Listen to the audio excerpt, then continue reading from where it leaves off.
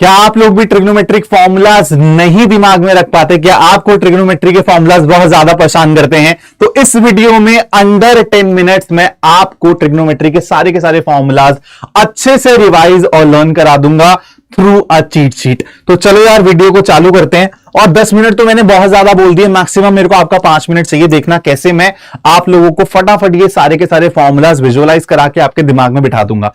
यहां से चालू करते हैं बेटा हम लोग कहानी। आप स्क्रीनशॉट भी ले सकते हो। एक ही स्क्रीन पे, एक ही स्लाइड पे आपको सारे के सारे इंपॉर्टेंट फॉर्मूलाज का जिक्र होते हुए दिखाई दे रहा है। आप लोगों के लिए मेहनत करी गई है, आपको दिख रहा है। तो सेशन को एक बारी लाइक जरूर कर देना यार। और ये आपके फर्रे के लिए नहीं है, कहीं पता चले स्क्रीनशॉट लेके प्रिंट आउट करवा के फर्रों की तरह यूज कर रहे हो, तो प्लीज वो मत करना। चलो, तो यहां पर आप लोगों को पता चल रहा है कि बेटा ये कॉस के क्या है, कॉस और साइन के कंपाउंड एंगल फॉर्मूलाज हैं। सबसे पहली ऑब्जर्वेशन हम लोगों ने देखी, जो सर कॉस वाले फॉर्मूलाज हैं उसमें कॉस कॉस साथ में है और साइन साइन साथ में है। जो साइन वाले बेटा फॉर्मूलाज हैं उसमें साइन और कॉस का मिलन हो रहा है। तो ये चीज हमने नोटिस कर ली सबसे पहले। फिर अब देखो बेटा, आप लोगों को एग्जाम टाइम पे ये भी कंफ्यूजन हो सकती है कि sir cos A plus B में बीच में प्लस था या माइनस था, कॉस ए माइनस बी में बीच में कौन सा साइन था। तो मैंने आपको पहले भी बताया है, ये बहुत अच्छी टिप है, बहुत अच्छा हैक है। आप ए और बी की जगह बेटा 45 डिग्री पुट करके देख लेना। मान लो आपको कंफ्यूजन हो गई कि यार कॉस ए प्लस बी में सर बीच में प्लस आता था माइनस आता था, दिमाग में नहीं है, होता है बेटा, भूल जाते हैं। तो आप 45 डालोगे तो cos 90 मिलेगा। cos 90 क्या होता है? 0। अब बेटा 0 कब आएगा? जब इसको ये खाएगा। खा कैसे सकता है? सब्ट्रैक्शन का जब साइन होगा बीच में। यहां पे देखो 45 डालूंगा तो cos 0 1।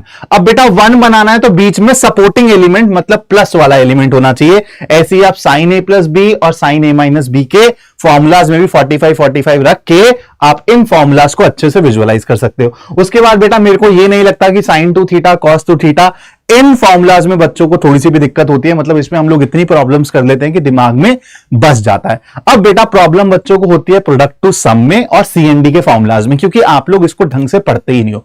आप लोग इसको रटने के चक्कर में रहते हो। ये समझो कि ये बन कैसे रहा है, तो अपने आप ही चीजें दिमाग में बैठ जाएंगी। आप लोगों को सिर्फ ये 4 फॉर्मूलाज दिमाग में रखने हैं। इससे मैं ये भी बना दूंगा, ये भी बना दूंगा। देखो कैसे, ध्यान से देखना मेरे साथ बेटा। 2 cos a cos b बनाना है मेरे को। क्या बनाना है? 2 cos a cos b। अगर मैं यहां पर पहली 2 इक्वेशंस को ऐड कर दूं तो ये माइनस इस प्लस को खा जाएगा। 2 cos a cos b बनेगा इन दोनों के एडिशन से। देखो वही आपको दिख रहा है, वही आपको दिख रहा है, दिख गया भाई। उसके बाद अगर मैं बात करूं 2 sin a sin b की बेटा, तो देखो 2 sin a sin b कब बनेगा? आप अगर इसमें से सेकंड -1 कर दो, इस बार ही क्या करो बेटा, सेकंड -1 कर दो, तो आपको 2 sin a sin b मिल जाएगा। ये दोनों कट जाएंगे, खत्म हो जाएंगे, यहां से 2 sin a sin b मिल जाएगा। यही आपको यहां पे लिखा हुआ दिख रहा है। उसके बाद अगर मैं बात करूं 2 sin a cos b, बेटा देखो साइन के साथ cos कहां होता है? साइन वाले फॉर्मूलाज में, तो इनको यूज करना पड़ेगा। 2 sin a cos b के लिए क्या करना पड़ेगा? इन दोनों को ऐड कर दो, इससे ये खत्म, तो सर मेरे को 2 sin a cos b मिल जाएगा। तो ऐसे ये फॉर्मूलाज आप विजुअलाइज कर सकते हो कि ऐसे जनरेट होते हैं। तो एग्जाम टाइम पे आप ये फटाफट से 5-10 सेकंड में इमेजिन करके अपने फॉर्मूलाज ढंग से लिख सकते हो। कोई जरूरत नहीं है बच्चों रटने की, ठीक है? कोई भी जरूरत नहीं है रटने की। उसके बाद मैं बात करूं 2 cos a sin b की, तो बेटा 2 cos a sin b कैसे बनेगा? देखो यहां से देखो कैसे बनेगा। अगर इन दोनों को मैं माइनस कर दूं तो मेरे को 2 cos a sin b मिल जाएगा। बात खत्म। तो जल्दी से बोलो किस किस को ये 4 फॉर्मूलाज यहां से कैसे डिराइव हो रहे हैं, ये चीज समझ आ गई। एक काम करता हूं, इसको मैं सबसे पहले रफ कर देता हूं, है ना, वरना ये आप लोगों को डिस्टर्ब करेगा। ये हमने इसको रब कर दिया। अब बेटा हम लोग आते हैं सीएनडी पे। सबसे ज्यादा जो बच्चों को भयंकर लगते हैं वो होते हैं सीएनडी फॉर्मूलाज।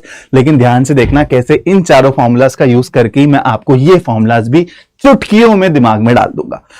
बेटा अगर मेरे को cos c plus cos d, सबसे पहले तो c और d की जगह इमेजिन करो कि आपका क्या है, a प्लस बी है और a माइनस बी है। इमेजिन कर लिया। तो cos c plus cos d मतलब क्या है? इन दोनों का सम है, ठीक है? इन दोनों का जब आप सम करते हो तो बेटा आपको 2 cos a cos b वाली चीज मिलती है। तो सबसे पहले आप ना दिमाग में रखो कि जब आप दोनों cos वाले कंपाउंड एंगल्स को ऐड करोगे तो ऑब्वियस सी बात है sin a sin b वाली टर्म कैंसिल हो जाएगी, तो दोनों जगह cos cos रहेगा, ठीक है? फिर आता हूं cos c minus cos d पे। जब आप दोनों cos वाले कंपाउंड एंगल्स को सब्ट्रैक्ट करते हो बेटा, तो आपको साइन वाली टर्म मिलती है। क्या मिलती है? साइन वाली टर्म मिलती है। तो 2 sin और यहां पर भी साइन होगा, ठीक है? उसके बाद बेटा sine C plus sine D, मतलब जब आप दोनों साइन के कंपाउंड एंगल्स को ऐड करते हो तो आपको क्या मिलता है, 2 sin ए cos बी, तो बेटा 2 sin और यहां पर cos, ठीक है। फिर हम लोग अगर दोनों साइन के कंपाउंड एंगल्स को सब्ट्रैक्ट करते हैं तो 2 cos ए साइन बी वाली टर्म मिलती है, तो cos साइन।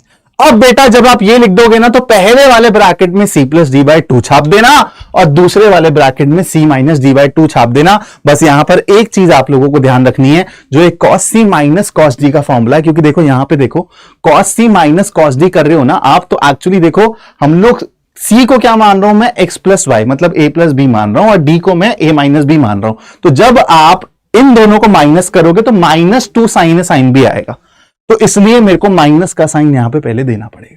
तो याद रखना cos c minus cos d में पहले माइनस का साइन जरूर डालना, बाकी सारी जो चीजें आपको समझाई हैं वैसे ही चलती रहेंगी। फिर बेटा sin 3 थीटा का फॉर्मूला, cos 3 थीटा का फॉर्मूला बहुत ज्यादा इंपॉर्टेंट है। ये जो आगे लिख रखा है ना, ये कंपटीशन एग्जाम के लिए इंपॉर्टेंट है, डायरेक्टली जेईई मेन में इससे क्वेश्चन आते हैं, तो मैंने यहां पर इनका भी जिक्र कर दिया। उसके बाद बेटा tan 2 थीटा, आपको पता ही है क्या होता है। अब ये जो सारे के सारे फॉर्मूलाज है वो यहीं से ही आते हैं, हर कंपाउंड एंगल से ही आते हैं। जब आप यहां पर a और b की जगह दोनों जगह थीटा डाल दोगे तो आपको cos 2 थीटा sin 2 थीटा की वैल्यूज मिल जाएंगी। फिर tan 2 थीटा आप वहीं से निकाल सकते हो। फिर अगर tan 3 थीटा की बात करें तो बेटा ये फॉर्मूला बहुत इंपॉर्टेंट है again for competitive exams. tan a plus B tan a minus B, आपको पता है मैक्सिमम क्वेश्चंस आपके एनसीईआरटी मिनी फॉर्मूलाज पे बेस्ड है और आपके एग्जाम में भी यही फॉर्मूलाज पे बेस्ड क्वेश्चन ज्यादा पूछे जाते हैं। cot a minus B cot a plus B सबको पता है, इजी है। ये एक इंपॉर्टेंट चीज है बेटा, ये आपके एनसीईआरटी में क्वेश्चन है एज अ प्रूफ, लेकिन ये भी डायरेक्टली एज अ प्रॉपर्टी बनके इससे क्वेश्चंस पूछे जाते हैं एग्जाम्स में, तो मैंने इसका जिक्र भी यहां पर कर दिया है, ठीक है। तो मैंने जैसा आपको कमिट किया था, जैसा आपको वादा किया था कि अंडर 10 मिनट्स, और आई थिंक अभी 6 या 7 मिनट हुए होंगे, 7 मिनट हुए, 7 मिनट के अंदर हमने सारे के सारे फॉर्मूलाज ट्रिग्नोमेट्री के क्लास 11th के रिवाइज कर लिए हैं, दिमाग में छाप लिए हैं।